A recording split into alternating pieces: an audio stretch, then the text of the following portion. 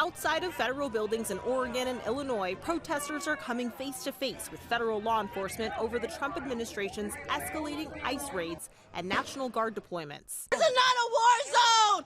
In Chicago, the clashes led to federal agents deploying tear gas, shooting rubber bullets, and arresting protesters over the weekend. A 30-year-old woman was shot and injured by a Border Patrol agent Saturday after Department of Homeland Security officials allege she was armed and used her car to ram a federal vehicle. They claimed it was defensive fire, but frankly, we cannot trust anything that comes out of the administration. For weeks, President Trump has vowed to deploy the National Guard to Chicago over political demonstrations and crime rates that local leaders dispute.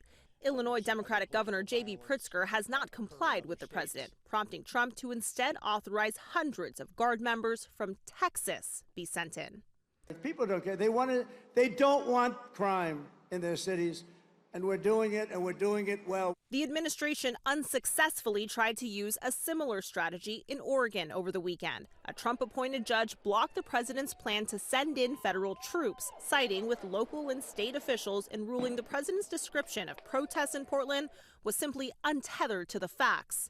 Portland police say no one was arrested during the weekend protests, adding they didn't observe any person or property crimes. Just hours after that first ruling, Oregon's Attorney General received notice that the administration is deploying the California National Guard, prompting an emergency hearing where the judge halted any troops from being deployed to Oregon, at least for now. When the court says no, the court means no, and that is not an invocation for negotiation. This morning, officials in Illinois filed a lawsuit trying to block the administration's deployment of the National Guard there. Christiane Cordero, ABC News, Washington.